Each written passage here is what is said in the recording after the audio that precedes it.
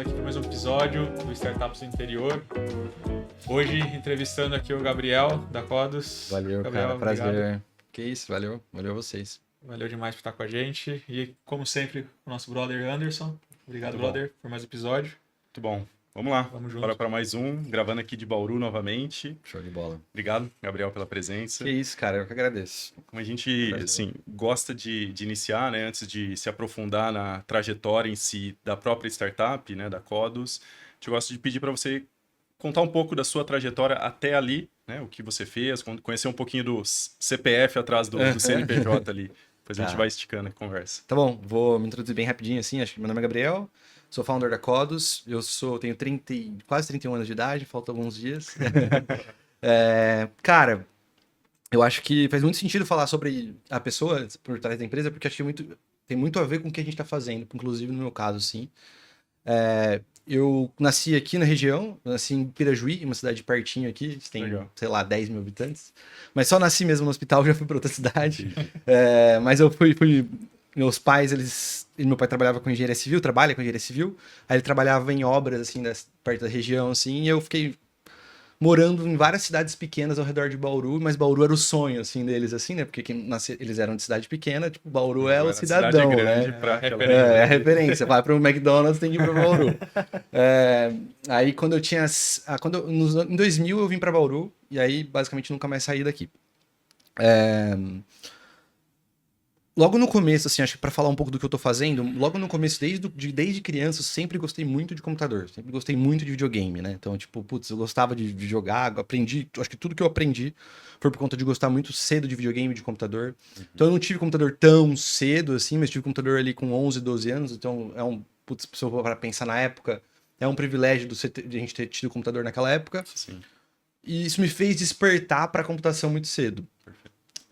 Por conta de jogar, e gostar muito de jogar, eu quis criar, não sei se vocês eram de jogo também, mas jogava Tibia, jogava essas coisas, né? E aí pra jogar, eu era muito ruim, então eu não conseguia upar porque eu não tinha tempo, minha mãe não deixava ficar muito no PC, enfim. Aí eu criava OT, criava server. E aí, pra criar server, eu tinha que aprender um pouquinho de programação. Tinha que aprender MySQL, tinha que aprender umas coisas ali. E aí, falei, puta, cara, eu quero criar jogo. Essa vai ser minha vida. E aí, eu fui criando outros, fui me aprofundando, gostei. Com 14, 15 anos, eu acho que eu comecei... com 14, eu comecei a fazer Senai, fiz, sei lá, web design, uma coisa que tinha no Senai, pra ver se... Meus pais falaram, vamos ver se é isso que você gosta mesmo. Com 15, eu entrei na ETEC, aí fiz ETEC.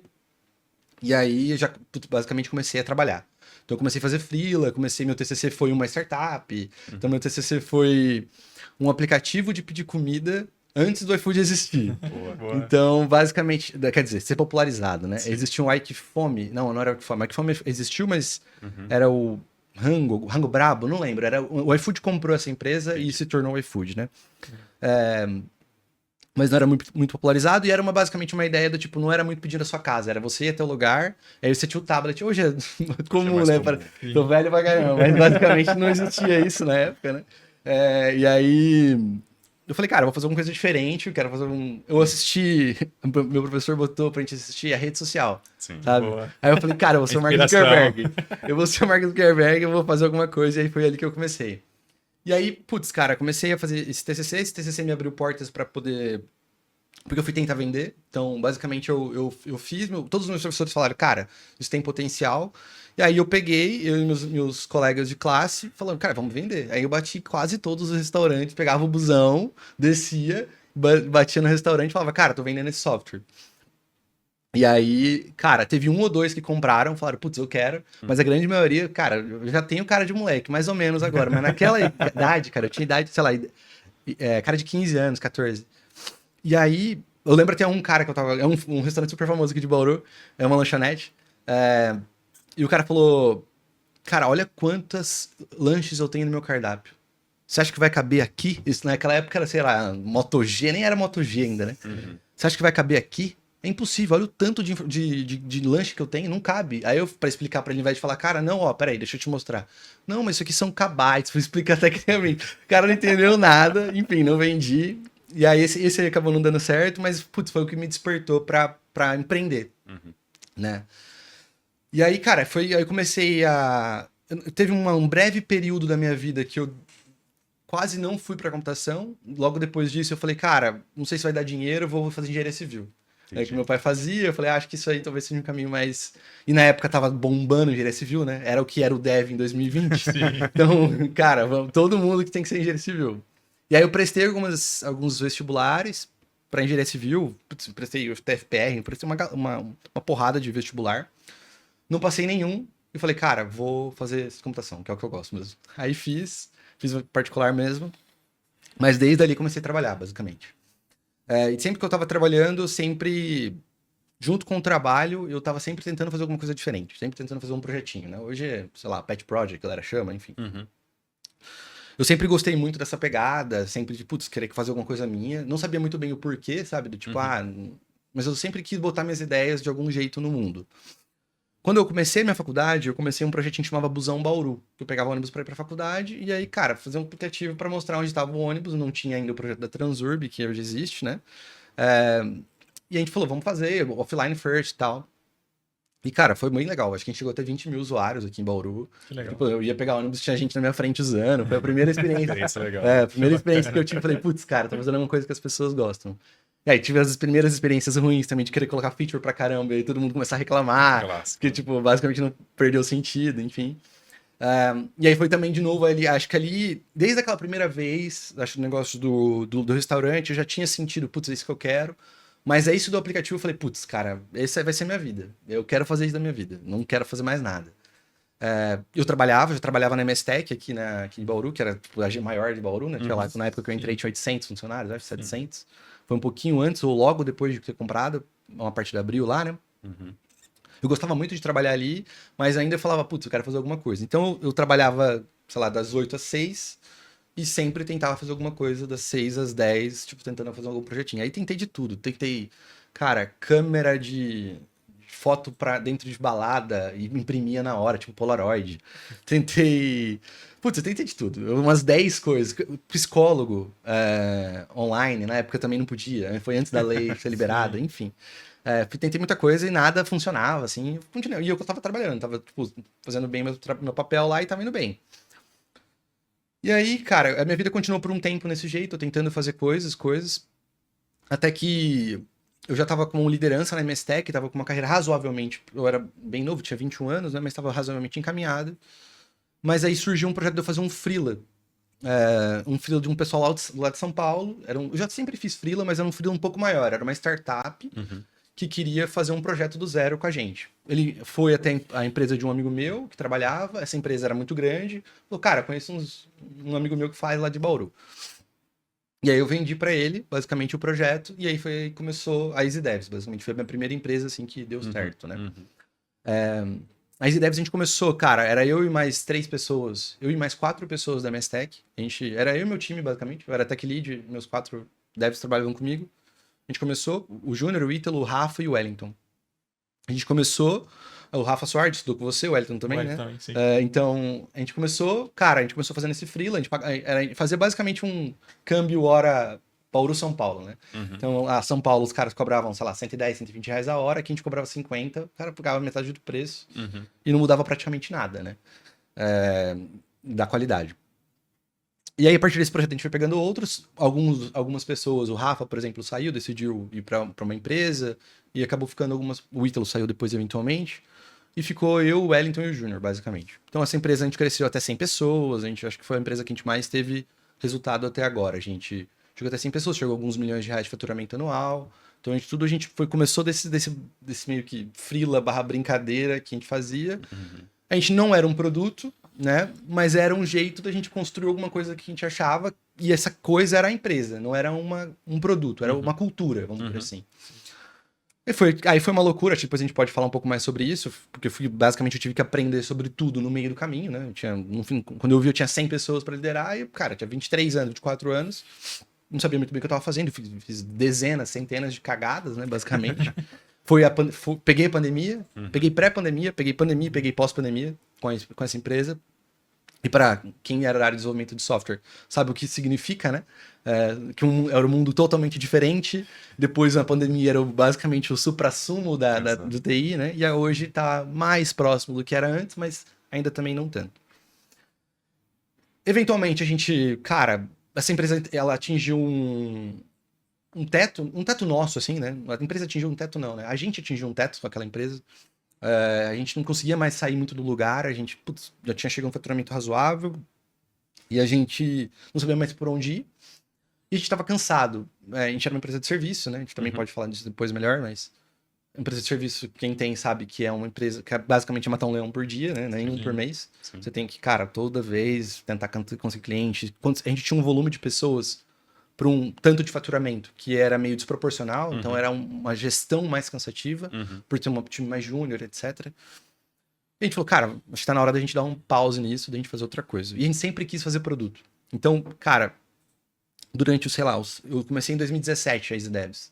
De 2017 até 2022, que foi quando a gente vendeu, 2023, sei lá, a gente tentava fazer produto com a Easy Devs. Então a gente sempre tinha um produtinho tentando, tipo, um time tentando fazer produto. Então tinha 75 pessoas alocadas, sei lá, 70 pessoas alocadas, e 5 numa célula tentando fazer algum tipo de produto, porque era o que a gente queria fazer. E aí a gente falou, cara, vamos fazer produto, né? Aí a gente vendeu a Easy Devs, vendeu para uma empresa aqui de Bauru, a Fireworks. A gente basicamente fez um processo bem simples de transição e passava basicamente faturamento pra gente, sendo que a gente não precisava se preocupar com a gestão do dia a dia. E a gente ficava com basicamente quase todo o lucro e basicamente podia fazer outra coisa. Então foi isso por alguns anos. Isso deu um fôlego pra gente. A gente pode entrar nesse detalhe também. Aí cometi vários outros erros depois disso. Acho que são tipos de coisas que você faz diferente na sua vida, como empresário, como empreendedor. Uma delas é serviço, outra é produto. Acho que são coisas completamente diferentes. Eu não estava preparado para fazer produto, eu achava que estava, isso é o pior, né? Então, foi quando a gente migrou. A gente continuou com um time grande, sem saber o que estava fazendo, porque a gente estava com uma tese do zero, a gente basicamente vamos fazer uma coisa do zero. Isso deixou a gente muito rápido, só que na direção errada, né? Então a gente basicamente engatou 200 por hora na contramão. E quando a gente percebeu, a gente teve que, reduzir o time de novo, reduzir drasticamente o time, e pivotava diversas vezes até chegar onde a gente chegou. Né? Agora, onde a gente tá, que agora a gente tem uma visão, assim, estamos vendo a luz no fim do túnel, nada ainda muito sério, mas tá bom, assim, não posso reclamar. A gente finalmente encontrou uma coisa de produto que faz sentido, e é muito difícil, né? A gente pivotou sei lá quantas vezes, e é muito cansativo pivotar, enfim, você tem que avisar seus investidores, você tem que falar porque um cara que você acabou de convencer a de colocar X mil dólares ou que aquilo que ele colocou você não vai fazer mais, porque não faz mais sentido. Isso é terrível. E desde... A gente começou a trabalhar com inteligência artificial generativa desde 24, 23. Acho que o GPT saiu ou meio de 2022 ou meio de 2023. O GPT-3, né? E a gente começou a trabalhar 6 ou no máximo um ano depois que saiu, assim. E desde então a gente está tentando fazer coisas em cima de IA, basicamente isso. Então a tese, eu mudei um jeito de pensar, né? Na época. Eu falei, cara, toda grande transformação do mundo, eu não estava ali para atuar. Eu só vi de longe. Internet, eu era muito novo. Aplicativo, eu já era um pouco mais velho, mas eu não peguei. E eu falei, eu vou participar de IA, né? E uma coisa que a Easy Devs me ensinou é que a onda é mais importante que o surfista. Cara, eu tenho que pegar onda gigantesca. E aí, mesmo que eu seja um surfista mais ou menos, eu vou pontuar, né? E eu falei, vou pegar essa onda gigantesca e vou fazer alguma coisa. E aí a gente tentou muitas coisas. Fizemos produto, cara, levamos para cliente, o cliente usava, mas não era. Até a gente chegar no que a gente chegou hoje, que foi meio que instantâneo quando virou, né? A gente percebeu que aquilo era o caminho quando a gente virou, que é code review, né, basicamente. Então, para quem não é do mundo de tecnologia, né, não trabalha com desenvolvimento de software, mas basicamente cara, é um processo dentro de um time que acontece basicamente faz anos, né, sei lá, décadas já existe esse procedimento, que é quando alguém vai lá, termina uma tarefa, uma outra pessoa do time vai revisar se essa tarefa tá certo. É meio que um teste / validação de código. Com o IA, a geração de código, né, a escrita de código aumentou, sei lá, 1000 vezes, porque é muito mais rápido. Então, o que a gente viu na época, a gente falou, cara, a gente já deve faz bastante tempo, a gente sabe que escrever código é 1/3 do problema. Manter esse código ok, né, sem bug, é muito mais difícil. Isso que a gente falou, isso que vai piorar muito. Então vamos fazer isso. E a gente estava começando a surgir as de geração de código com mais afinco. Então, Cursor não era ainda a principal, nem o GitHub Copilot já era. O GitHub Copilot era o principal, mas era meio que uma venda casada, né? Uhum. A gente falou, isso aqui vai piorar, vamos fazer isso. E aí, na verdade, não foi nem eu. Eu tava fazendo isso e várias outras coisas. Isso era uma das ideias que a gente tava fazendo. E aí, um amigo meu, que hoje é super bem sucedido também, com a startup dele lá de São José dos Campos, ele falou, cara, faz code review. Não faz outra coisa. Faz só code review. Só quero code review. Eu tô usando o cursor aqui, só faz code review, que é isso que eu preciso. Aí, como ele já tava, tipo, putz, eu respeito bastante o que ele tá fazendo, eu falei, cara, eu vou fazer. Vou ouvir ele, mesmo que eu não concorde, vou fazer. Do que eu fiz, ele falou, tá. Ele colocou no time dele, o time dele falou, não é ótimo, tem um monte de problema, mas não dá pra tirar mais. Aí ele falou, ah, tá, é isso. Aí ele pagou, e aí depois logo no mês seguinte veio outro, e aí depois agora a gente tá basicamente nesse mesmo caminho, desde lá, só que só melhorando o produto. A gente tem clientes em Enterprise, tem Quinto Andar, tem ClickBus, tem clientes na gringa, acho que 70% dos nossos clientes são fora do Brasil. Legal. Então, basicamente, a gente meio que acertou, mas depois de muita tentativa e erro, mas acho que tem vários pontos aí que a gente pode conversar. Muito bom, muito bom. Mas acho que a história não foi tão resumida, perdão. Foi, na verdade, gigantesca, mas é isso. E Legal. é o que a gente tá fazendo agora. Legal, cara. Acho que essa trajetória tem vários pontos aqui para, de repente, a gente destacar, né? Primeiro, na sua fala, representa aqui a evolução da própria área de tecnologia, né? Por exemplo, você citou lá atrás, fez um curso de web design, né? Um termo que hoje em dia não existe mais, eu né? tinha pensado nisso, sim. Se especializou demais, né? A área como um todo e as ondas aqui, essa da IA provavelmente é a maior onda, né? Que talvez a gente vai ver, né? Então, realmente tem que aproveitar ela. Acho que toda essa trajetória sua evidencia, né, essa sua vontade de empreender, de criar coisas e uma questão de timing, né? Muitas das ideias que você falou estavam um pouco à frente do próprio timing que o mercado aderia a elas, né? E se mostraram boas soluções, mas de repente fora da época apenas, né? E todas, né? Várias delas aí se comprovaram depois, né? Em outros momentos. E acho que essa questão de serviço e produto é algo que eu, né, vivi por muito tempo também e é muito comum, né, esse desejo, né, de... Você passa muito tempo criando produto para os outros e você começa realmente a querer ter o seu, né, mas a gente também vai aprendendo e acho que foi um dos aprendizados aí seu de construir produto, vocês eram muito bons. Agora... produto é só uma parte desse jogo. Exatamente. Né? E a outra parte, normalmente, é muito mais complexa. Muito mais. Muito mais, né?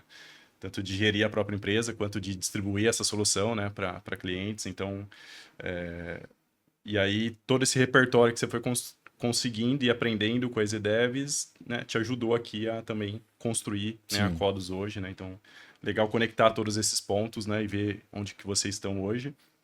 E aí... essa ideia, então, nasce depois de várias tentativas e dessa sinalização aí de um parceiro, cliente, que falou, cara, foca aqui, e aí foi onde vocês começaram a focar, né? Cara, a gente tentou muita coisa, a única coisa que pode ser até uma, entre aspas, ignorância do meu lado, mas é uma crença minha, vamos por assim. Que eu acho que a gente tem que ter founder market fit. Né, que eu acho que até que a gente começou. Por isso que eu acho importante a minha história para falar o que eu tô fazendo. Né? Eu acho que tem várias teses, né, sobre que isso é bom, isso não é bom. Outsiders são melhores em alguns pontos. Enfim, acho que tem vários pontos aí pra gente conversar e debater. Mas, na minha opinião, eu acho que isso é muito importante. Se eu quisesse fazer uma startup, eu já tentei, né? De fazer de coisas que eu era completamente fora. Cara, não sei, eu já tentei. Uma que eu acho que foi que eu mais avancei, que deu errado, era uma... Que era basicamente uma startup de você... ter personal no celular, que hoje também é super comum, né? Na época, acho que não tinha muito concorrente, acho que não tinha quase nenhum. E, cara, eu sou totalmente outsider. Eu só gostava de treinar, mas eu não sei nada de educação física, né? Então, era muito difícil me comunicar com aquele público. Era muito difícil vender pra eles, era muito difícil falar com eles, era muito difícil entender o que eles queriam. A mesma coisa com o psicólogo, a mesma coisa com todos. Aí, quando eu entrei pra Easy Devs, eu percebi que, cara, quando eu tava vendendo, porque quando eu fui pra Easy Devs, eu me tornei o vendedor da empresa. Eu saí de desenvolvimento. Eu voltei a codar, a programar, desde quando a gente fundou a Codos. Então, vai fazer 2 anos. Eu fiquei num hiato aí de quase 6 anos sem programar. E eu fiquei responsável pelo comercial, né? E, cara, eu percebi o quão importante é você falar a mesma língua da pessoa que você tá vendendo, né? Então, eu vendia pra head de tecnologia, enfim... E como eu sabia muito do que ele tava falando, o cara, a gente sabe que esse perfil no mercado, eu posso falar porque eu sou, né? Ele é muito cético, né? Então é um perfil que, tipo, vai querer te pegar se você sabe o que você tá falando, vai te jogar um buzzword ali pra ver se você vê o que você tá falando. E eu não caía, porque eu era dev, né? Eu tava programando até, sei lá, 6 meses atrás, quando eu tava falando com eles.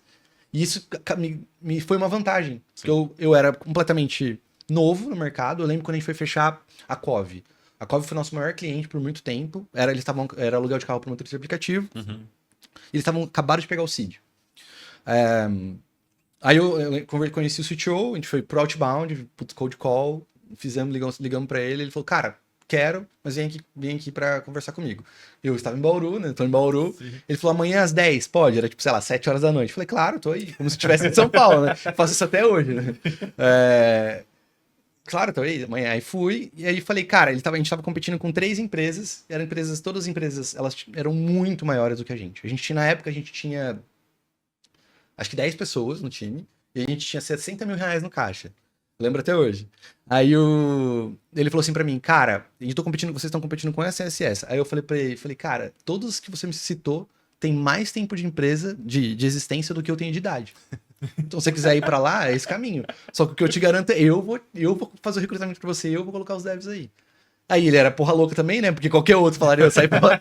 Aí ele falou, não, beleza, então vamos fazer. E aí, cara, a gente conseguiu o nosso maior cliente, a gente, putz, aí o resto é história, mas aí foi que a gente cresceu, sei lá, 20 vezes de um mês pro outro. E eu acho que isso foi muito importante. Então, de lá pra cá, eu tenho muito isso na minha cabeça. Cara, eu tenho que ter fit com a tese que eu quero fazer.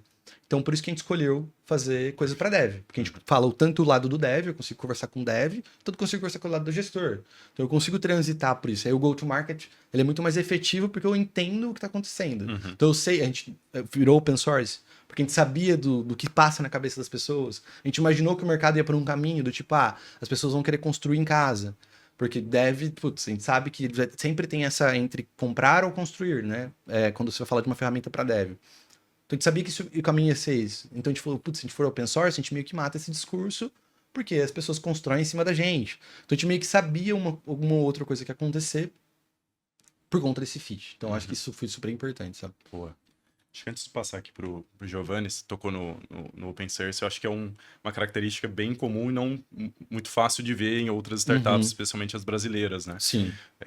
Conta um pouco aí como foi essa decisão, né, e desafios, né, que tem de operar em cima de um modelo como esse. Tanto essa temporada quanto este episódio em específico tem o apoio da Next Squad. A Next Squad é uma empresa que ajuda startups de qualquer estágio a criarem ou a evoluírem os seus produtos digitais. Eles contam com uma equipe com mais de 20 anos de experiência.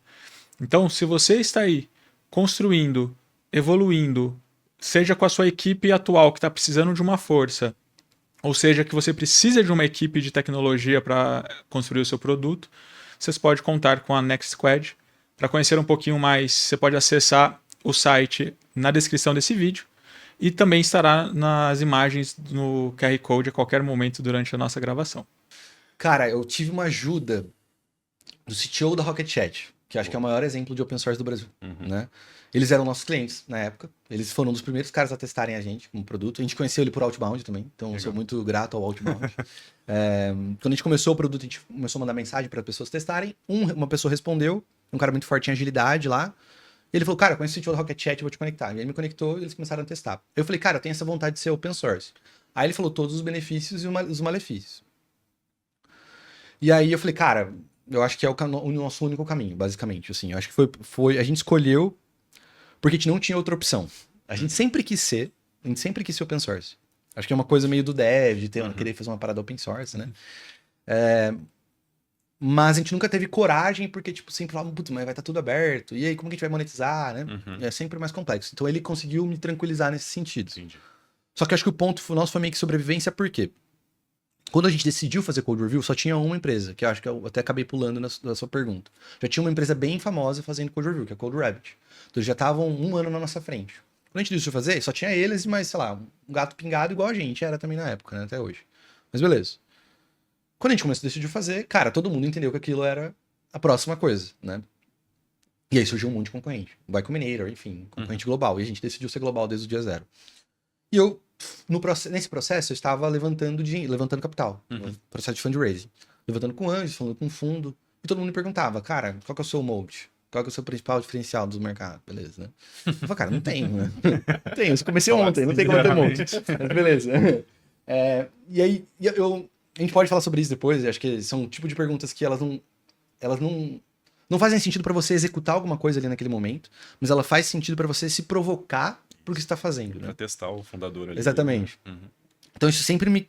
Cara, eu falava que tem que fazer alguma coisa.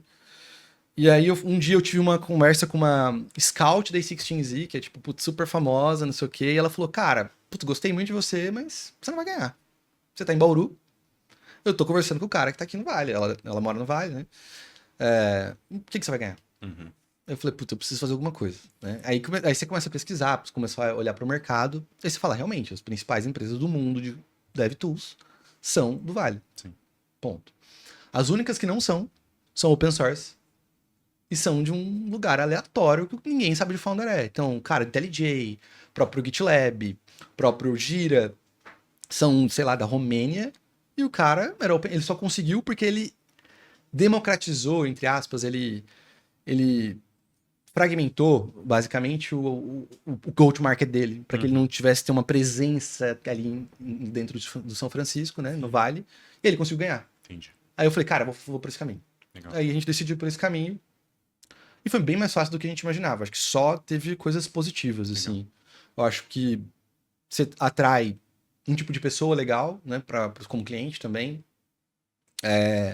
Eu acho que facilita muito na comunicação com o seu cliente também, do tipo, você vai fazer tal coisa? Queria isso aqui, cara. Ou hoje mesmo o cara falou, vocês têm plano de... Eu queria que tivesse tal coisa. Eu falei, cara, a gente quer fazer, mas não vai ser agora. Se você quiser abrir o PR, vai adorar. E tem muita gente que abre.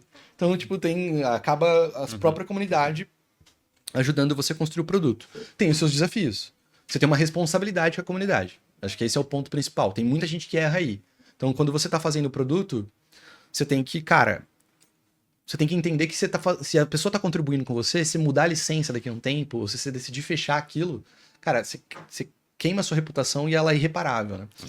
Então, você tem que tomar muito cuidado com esse sentido. Você tem que tomar muito cuidado com o que você deixa gratuito. Porque se você deixa pouca coisa gratuita, o próprio open source perde sentido. Então, a gente hoje, a empresa é a ferramenta que o único que tem free, né? Bem generoso. O único que a gente tem... Enfim, tem uma série de coisas que a gente é o único porque a gente teve que fazer isso, porque isso é open source. E como a gente não levantou tanto capital também, comparado com os nossos concorrentes, não tem nem como comparar. O cara que tá lá no Vale, só a diferença de moeda já é um fator contra, né? Basicamente. Sim. Então o cara levanta $5 milhões, para ele é 5 milhões, né? Para mim teria que ser 25 milhões. Né? Então é uma ordem de grandeza completamente diferente. Então eu tive que tentar ser bootstrap, entre aspas, em termos de economics, vamos por assim, de financeiro da empresa, desde o dia zero, porque eu não tinha acesso ao capital que essas outras empresas tinham. E a gente tá falando de uma coisa que é muito, muito cara para ser feita, que é IA. Então tá todo mundo subsidiando todo mundo, né? Tem uma cadeia de subsídio. E eu não podia fazer parte dessa cadeia. Basicamente isso, que eu não tinha dinheiro para fazer uma parte dessa cadeia. Então a gente tomou a decisão de, cara, além de ser open source, a gente ser, que a gente chama de... A gente não cobra por token. Né, que hoje tá todo mundo fazendo. Você assina lá o ChatGPT, ou... Vamos tirar o ChatGPT porque ele é dono do modelo, mas qualquer outra ferramenta, e por trás você nem sabe quantos tokens estão indo. A gente decidiu não fazer isso. Contra todos os nossos concorrentes que são assim. Você paga o seu próprio token, a gente é transparente, você pode colocar sua key lá. Você paga a gente para ter acesso à nossa tecnologia. Perfeito. Por quê? Porque se eu continuasse assim, hoje a gente estaria morto. Então, basicamente, é absurdamente caro. Então, o open source ajudou a gente a tomar essas decisões, porque a gente era pautado meio que pela comunidade. E, cara, a gente só conseguiu esses clientes grandes hoje porque eles vieram do open source. Entendi. Então, eles encontraram a gente pelo GitHub, que, putz, viu que a gente é open source, comparou com outro concorrente e falou, cara, vou por essa galera aqui parece ser mais legal. E foi muito nessa linha. Então, também porque não dá pra comparar tamanho de time, né? Então, a gente tem 7 pessoas, eles têm 200. Então, você tem que... É o que a gente fala muito lá. Se a gente for brigar de frente, a gente vai perder. É a única certeza que a gente tem. Não tem como comparar. Né? E hoje com IA é uma briga infinita. Que você faz, outro copia, enfim. Então a gente escolheu, cara, onde a gente vai jogar que eles não querem jogar. Né? Onde a gente vai jogar que é meio contra-intuitivo para eles jogarem. Perfeito. Então a gente tentou fazer isso. A gente achou isso o open source. Então foi meio que uma escolha, uma opção, mas ao mesmo tempo meio que uma necessidade. Exatamente. Muito bom. Cara, eu adorei muita coisa na sua história e é sensacional. Principalmente pelo fato de você estar aqui. Apesar de você já ter comentado em alguns momentos ter sido um problema, mas você falou bastante de fundraising, que você captou, teve que conversar com os investidores.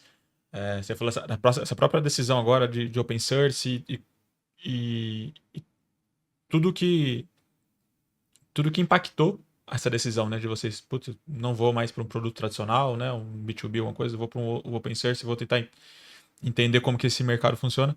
Cara, eu queria que você aprofundasse um pouco mais. Conta um pouco mais dessa história, o porquê do fundraising, quando você foi captar, o que você queria, o que mudou, como que foi esse relacionamento. Agora, né, você já deu alguns spoilers sobre isso junto com toda essa história do open source, conversa com o pessoal do Vale. Sim. Aprofunda um pouco mais pra gente essa experiência, que eu acho que ela é bem rica. Cara, eu acho que fundraising é um dos tópicos que mais chama atenção, né? Todo mundo quer captar, né? Todo mundo, eu vou levantar 5 milhões de dólares, vou levantar 1 milhão de dólares, 1 milhão de reais, né? Eu também já fui isso, basicamente isso. Acho que foi assim que eu comecei, né? Quando a gente vendeu a EasyDevs, na verdade eu tentei captar pela EasyDevs. Foi assim que começou minha jornada com fundraising. A gente tava faturando já quase para um seed, para um Series A, assim, né? Daquela época. E eu falei, cara, e aí esse CTO da Cove, ele virou meu anjo. Logo, quando a gente pivotou, a EasyDevs também passou por 400 mil pivô, né? Um deles a gente meio que virou para meio que um marketplace de devs, né? Acho que também todo mundo tentou fazer isso em algum momento, né? Então... Mas era o que era hot na época, era o que tava na moda. E a gente falou, cara, vou captar. Aí eu comecei a captar com um anjo, captei com acho que 3 ou 4 anjos, que eram da minha roda, e comecei a tentar levantar com fundo. E eles fizeram a introdução para fundo. Aí foi a minha primeira experiência. Porque esse CTO meu, ele levantou pra Cove, hoje ele é founder da Zarve. E então ele basicamente levantou, a Cove foi a maior seed da América Latina, né? Levantou acho que 10 milhões de dólares na época. Acho que hoje não é mais, mas enfim, naquela época era. Levantou um Series A porrada, levantou o Series B porrada, depois a Zarve levantou no PowerPoint porrada. Então pra ele era, cara, você vai levantar, não, vamos fazer seed não, vamos fazer Series A. E eu, vambora. Vambora. Só que na hora que chegou, cara, não é assim, né? Acho que tudo na vida é por stamps, né? Você precisa entrar naquele círculo. A própria fundraising. Se eu não tivesse conhecido o João, eu não tinha entrado nesse mundo para começar. Só que ainda era muito fraco o meu sinal, né? Era muito mais ruído do que qualquer outra coisa. Então a galera olhava para mim e falava, putz, quem é você, né? O João tinha fundado 400 empresas, não sei o quê, enfim. Era muito mais fácil para ele. Para mim foi outra coisa. E aí, cara, passei por uma rodada. A gente tava com faturamento de seed, era teoricamente fácil de captar. Mas não rolou. Não, putz, tudo quase. A gente quase foi. Hoje eu agradeço muito de não ter dado certo. A gente levantou com mais anjos, acho que cheguei a levantar, sei lá, 40 mil dólares. 50 mil dólares com anjo. Mas não rolou. Aí, eventualmente, deu a saída da EasyDevs. Se eu tivesse um VC, eu tava ferrado, né? Basicamente, porque eu teria que fazer, justificar enfim, todo o liquidation preference dele, enfim, toda essa treta aí de burocrática. E não tive, basicamente liguei para meus anjos, eu tive muita sorte, tenho até hoje de ter anjos ótimos, então acho que isso é um fator principal, cara, não vai captar por captar, capta com pessoas que você realmente pode confiar, que na hora que você vai ligar, fala, cara, então, tô vendendo a empresa, mas o dinheiro está entrando na nova empresa, então fica tranquilo, não estou liquidando nada. E o cara confiar em mim e falar, vai embora, vambora. Teve alguns que falaram, cara, ainda bem, quando eu investi eu não queria que você estivesse fazendo aquilo. Então eu falei, ufa. Então a gente basicamente falou, cara, eu tô fechando a empresa, mas a Codos mesmo, quando a gente tava captando com a EasyDevs, com os anjos, a gente já tava abrindo a empresa lá fora, né? Porque pra, enfim, fazer o sanduíche queima lá, aquela toda história. E lá a gente abriu como Codos. Então a gente já tava na intenção. E quando os investidores entraram na Codos, até os antigos. Aí quando for fazer a conversa, eu falei, cara, então a EasyDevs e tal, então não vai existir mais, eu vou pegar toda a grana e eu vou fazer um report para vocês, como eu sempre faço, mas eu vou falar para vocês do status da venda e todo o dinheiro que entrar da EasyDevs, eu vou falar para vocês o destino dela. Porque eles investiram na Codos, mas era a EasyDevs que estava operando no Brasil, né? Sim. E aí a gente fez isso, cara, foi super tranquilo. E a gente pegou todo esse dinheiro e basicamente fez todos os pivôs que a gente rodou, foi bancado pela gente. Então, a gente pegou lá alguns milhões de reais e, cara, torrou pra tentar achar alguma coisa. Aí começam alguns problemas, sem falar tanto de fundraising, mas acho que o fundraising, o funding, de alguma maneira, traz isso. Sim. A gente tinha a falsa sensação de que estávamos no caminho certo. Porque o dinheiro, ele mitiga algumas coisas que estão acontecendo, né? Alguns problemas. A gente não tinha product market fit, né? Nenhum. A gente não tinha nada, não tinha nem produto direito. E a gente tava com um time lá queimando, sei lá, 200, 150 mil reais por mês, sem time, sem nada, sem produto, sem nada. Uhum. A gente ficou isso por um ano e meio. Cara, uma porrada jogada fora, Sim. né? Pra nada. Então, acho que isso é um dos problemas de fundraising, de funding de uma maneira geral, de dinheiro, né? Sim. Mas enfim, contando a história até onde eu cheguei em fundraising, aí, cara, esse dinheiro acabou de novo. Aí eu falei, putz, eu preciso agora, mas agora que eu tô achando, né? Eu preciso levantar de novo. E aí, cara, de novo, eu tava introduzido nessa rede, né? De investidores lá de São Paulo, basicamente. E aí que entra alguns pontos de estar em Bauru, né? Eu estava introduzindo nessa rede e aí comecei, cara, a tentar levantar capital de novo pra Codos. Aí com a tese de AI pra devs, né? Já nessa tese. Aí foi bem mais fácil pra levantar com anjo. Uhum. Acho que eu levantei quase próximo de $200 mil ali, próximo de R$1 milhão, um pouquinho mais. Assim, é mais fácil quando você não tem nada, né? Aí nesse caso eu já tinha vendido uma empresa, Uhum. né? Então Sim. eu já estava um pouco mais credenciado. Sim. Eu já estava há bastante tempo ali conversando com as pessoas, eu estava naquele meio fazia bastante tempo, então ninguém achava que eu ia pegar o dinheiro e ir embora, enfim, sabe? Uma coisa assim. Já tinha uma história, né? Já tinha uma Verdade. história, as pessoas já me conheciam. Então foi bem tranquilo. Foi tipo assim, cara, a grande maioria dos cheques que eu peguei era um café da manhã. Tipo assim, café da manhã, o cara vai, então beleza, eu quero entrar. E basicamente isso. Todos que demoraram mais que 2 vezes não entrou. Então, basicamente isso. A galera é bem mais tranquila nesse sentido. O problema é quando você começa a conversar com fundo, né? Então eu tentei levantar com fundo também. Eu levantei com o anjo e falei, cara, vou tentar ir para um seed, um pre-seed, né? Com fundo aqui. E aí que eu comecei a tomar as porradas, né? Sim, cara, eu tenho uma opinião hoje sobre isso que o Brasil, ele investe em coisas que fazem sentido pro Brasil. Eu acho que aí volta até a gente falar sobre Bauru, sobre São Paulo, sobre tudo. Sim. Mas vamos falar de Brasil, macro. Pro Brasil faz sentido, cara, coisas de infraestrutura no sentido de que ainda tem muita tecnologia se formando ainda. Então a gente não tem nada muito pronto. Então, tudo que você está construindo do zero. Então, uma vez a gente estava num lugar lá que tava o cara da Kavak lá, o Roger. Aí ele falou, cara, vou fazer a Kavak, não tinha nada tipo, pra fazer. Eu tinha que construir basicamente o jeito de pegar o carro, tinha que construir tudo. Você não consegue vir fazer um aplicativo, você tem que fazer a infraestrutura, fazer a parte de hardware, né? A parte física do negócio. Então, eu acho que isso faz muito sentido pro Brasil. Então, por isso que, putz, cara, high sharing, todas essas coisas fazem muito sentido. iFood, porque você constrói a infraestrutura junto. O cara não dá um aplicativo pro restaurante, ele dá o delivery, dá o PDV, dá tudo, né? Então, acho que faz muito sentido. E financeiro. Cara, o Brasil eu acho que é o maior exemplo de sistema financeiro do mundo. Sim. Então, todo investidor quer investir em fintechs, né? E aí eu não era nada disso, né? Então começou por aí. Eu era DevTool no Brasil. Então a gente não tem nenhum primeiro ponto. A gente não tem nenhum exemplo de DevTool no Brasil. Não tem nenhum. Então a gente era basicamente um dos primeiros. Se fosse dar certo, se der certo, vai ser o primeiro. Não tem nenhum que deu certo. Todos que deram certo não estavam morando no Brasil. Todos. Então tem o Zeno Rocha lá da Resend, que tá morando no Vale faz muito tempo. Sim. Tem uns caras que estão na Anthropic, mas do Instagram, que estão no Vale há não sei quantos anos. Então o cara nem que se considera brasileiro praticamente mais, né? Então não tem nenhum exemplo. Então o VC, ele olha pra mim e fala, cara, como que eu vou justificar que eu vou pôr dinheiro em você, sendo que eu não tenho nenhum exemplo comparativo pra mostrar que isso vai fazer sentido? Então a gente apanhou muito, muito. A gente tinha uma possibilidade de mudar de tese. Então muita gente falou, cara, vai pra B2B, vai pra fintech, né? Mas eu sempre pensei, cara, não sei nada de sistema financeiro. Eu nunca trabalhei com sistema financeiro na minha vida. Tipo, tem vários colegas, amigos meus que, cara, trabalharam a vida inteira em banco. Putz, aí eu acho animal. Você vai fazer uma fintech. Sim. Mas eu, cara, nada, né? Então eu falei, puta, não, deixa quieto.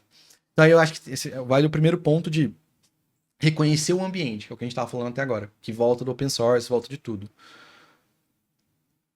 Fazer a DevTool no Brasil, em São Paulo, em Bauru, no Recife, em Santa Catarina, não muda nada. Pra mim não muda nada, porque o meu cliente, ele tá no mundo, Sim. né? Ele tá muitas vezes remoto, inclusive. O único lugar que mudaria na minha vida é estar em São Francisco. Basicamente isso. Então isso estava na minha cabeça por muito tempo, né?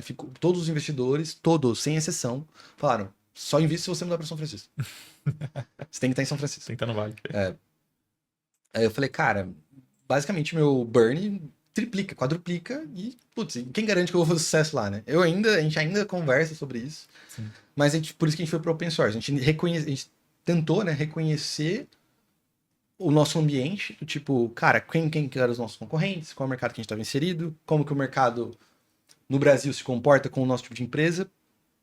A gente fala muito sobre, a gente não consegue mudar o ambiente, né? O ambiente muda a gente, né? Não tem o que fazer. Eu não vou mudar o mercado de venture capital do Brasil, porque agora eles vão investir em mim e, cara, a chance de eu dar certo é muito pequena, como toda startup. Então, é muito mais fácil a gente tentar fazer um caminho diferente do que tentar forçar alguma coisa no Brasil. Então, isso foi o principal ponto. E o Venture Capital é sobre retorno. Então a gente teve muita sorte de pegar anjos bons, a gente pegou micros VCs, né? Mas é basicamente a galera que confiava muito na gente e totalmente outlier, assim, o próprio anjo já investe em coisas diferentes. A gente tem anjos conhecidos que investem, cara, investiram no Nubank, na gente, uma galera, e tem anjo que era, sei lá, CTO, Engineer Manager do Google. Então esse cara é o cara que mais gosta da gente, porque né, ele não é um anjo profissional e tal. Mas ele entende Mas ele entende. E ele investe em várias startups, que é uma coisa que eu também, cara, que eu não faço. Eu não pego o primeiro cheque de alguém. Não pego. Ah, você quer investir em mim, é o primeiro cheque da sua vida. Não pego. Não posso estar precisando, eu viro lá pegar no banco. Porque, cara, a pressão que dá pra uma pessoa que não entende o cenário é muito alta. Sim. Né? Ele tem que entender que, cara, eu não sei o que eu tô fazendo. Você tá tudo bem com isso? Então vambora. Senão eu vou criar um problema pra mim. Que acho que são vários aprendizados também, né? Tipo, depois esse cap table, ele vira seu inimigo, né? Pra eu ter que dar manutenção, pra tudo que eu for fazer eu tenho que ligar pro cara pra avisar. Na prática, ele não tem controle sobre a empresa, né? Até pela natureza do investimento que a gente tem, que a gente faz safe. Putz, como, sei lá, cara, eu me sinto na obrigação, né? Você pega o dinheiro de uma pessoa, você sente na obrigação de dar um retorno pra ela, né? Você fala, putz, o cara investiu em mim, ele tá confiando em mim, eu tenho que fazer isso aqui funcionar. Sim. Só que, e aí isso cria até pra você pivotar, até pra você fazer coisas diferentes na empresa, você cria uma carga, que eu acho que foi muito do que a gente sofreu na EasyDevs, não pelos investidores, mas pelo time, pelo faturamento.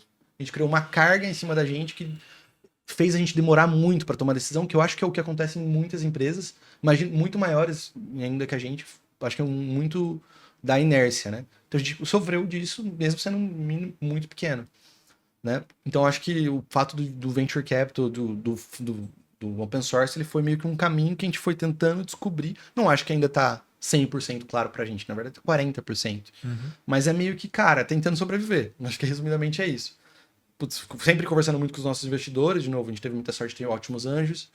E tipo, falar, cara, como a gente vai fazer disso aqui alguma coisa? Então, a gente hoje é o único open source, a gente é o único que é agnóstico a modelo, então tem várias coisas que a gente é o único que faz a gente sobressair. Hoje tem, por exemplo, um benchmark que saiu lá dos Estados Unidos, que a gente tá em 10º e tem só tem 20 empresas e todas elas estão no Vale. A gente é o único de fora do Vale. Então, tipo, são coisas que a gente não estaria ali se a gente fosse mais um igual, só que do Brasil. Né? Sim.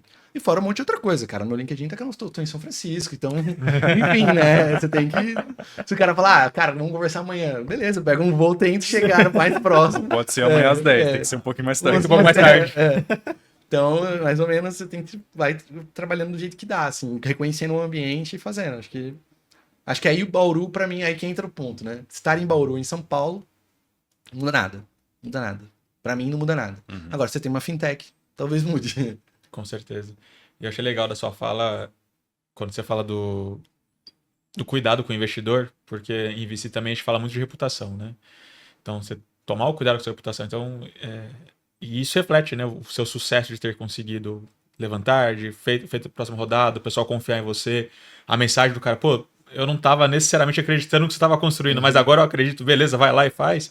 Cara, isso é a reputação que você está construindo com eles, né? Isso talvez seja mais importante do que o próprio produto, o próprio negócio. E sim as pessoas entenderem que o que você está fazendo é sério e que você está buscando. Independente se você sabe exatamente o que está construindo ou não. Mas está sendo responsável, né, com o dinheiro do terceiro. Isso é importantíssimo. Essa fala, né, que você destacou aqui evidencia algo que é bastante falado, especialmente nas fases mais iniciais, o investimento é muito nos fundadores ali, né? Então, Total. o cara não acreditava muito no negócio, mas acreditava em você, Sim. no seu time, né? Para executar, se não aquilo, alguma outra coisa, Exatamente. né? E aí vocês encontrarem essa coisa que é o que vocês estão fazendo. 100%, cara. 100% dos meus investidores são por causa do time, assim, que acreditaram na gente, gostaram da gente. Uhum. Porque a nossa tese sempre foi muito meio... A tese de antes era meio duvidosa, hoje a tese o cara nem entende. Tem investidor meu que não sabe o que é code review. Não sabe. Teve um que eu tava, acho que na terceira reunião com ele, aí eu falei, a gente não tava fazendo code review quando ele investiu, a gente fazia um pouco de tudo que eu tava falando. Aí eu falei, cara, a gente decidiu ficar em code review porque aqui é o caminho, não sei o que, não sei o que. Ele, cara, o que é code review? Aí eu falei, putz. É ótimo, né? Vambora. Aí expliquei pra ele e tal. Enfim, acho que isso é super importante. Acho que essa confiança que passa também. Acho que isso mais ajuda. O investidor ele tem muita chance de te atrapalhar. Muita chance. Muita chance. Se for um investidor ruim, ele tem muita chance. Porque tem muito. A gente acha que. A gente vê o que tá escrito em notícias, né? A gente lê, a gente basicamente enfim, faz parte do jogo. Tudo que acontece ali ele é maquiado, né? Ele é basicamente fabricado, né? Tanto pelos próprios founders quanto pelos próprios fundos, pelos próprios anjos, em tudo, toda a indústria. Então tem muita gente ruim no mercado. Tem muita gente ruim do lado do VC, tem muita gente ruim do lado de founder, né? Eu já vi histórias absurdas, tipo, que eu já presenciei, já estava perto dos dois lados. Já tive experiências horríveis com VCs, já tive experiências horríveis com anjos. E tive experiências ótimas. Então quando você faz o mínimo, parece que tipo, já é diferente, sabe? Então acho que é engraçado a gente falar isso, pô, ter responsabilidade com o dinheiro do terceiro, né? Que é o mínimo. Mas a grande maioria não tem. Exatamente. É verdade.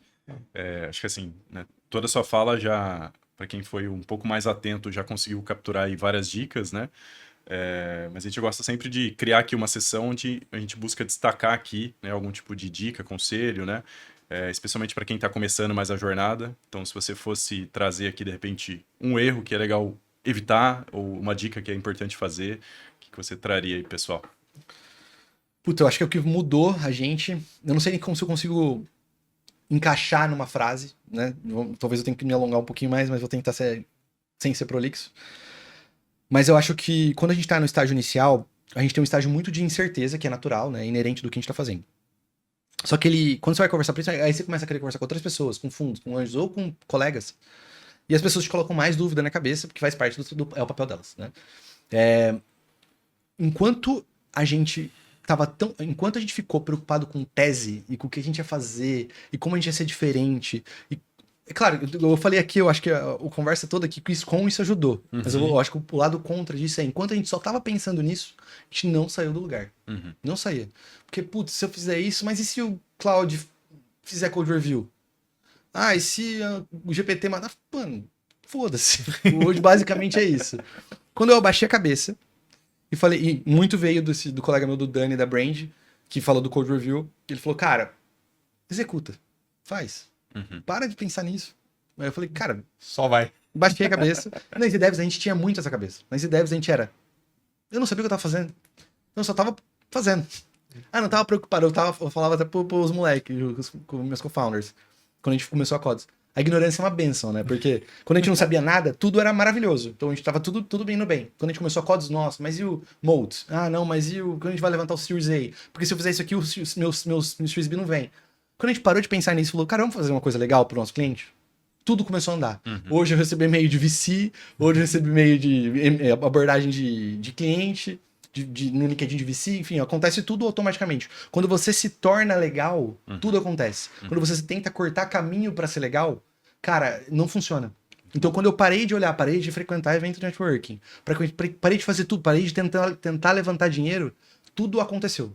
Eu comecei a pegar cliente. Hoje a gente, de novo, tem proposta de fundo, conversas de fundos, né? É bem diferente. Conversas com fundo. Cara, tudo começa a acontecer. Porque a gente tá trabalhando. Então eu acho que isso no começo trava muito você, porque puta, tudo tem que se encaixar para funcionar. É super batido, né? É genérico o feedback, mas acho que é muito muito real o que acontece no dia a dia. Acho que aconteceu muito com a gente, principalmente do tipo, para tentar fazer um negócio mais diferente do mundo. E quando a gente falou, tem um code web fazendo, vamos fazer igual, vamos embora. Deu certo. Basicamente, tá dando certo. Muito bom. Muito bom.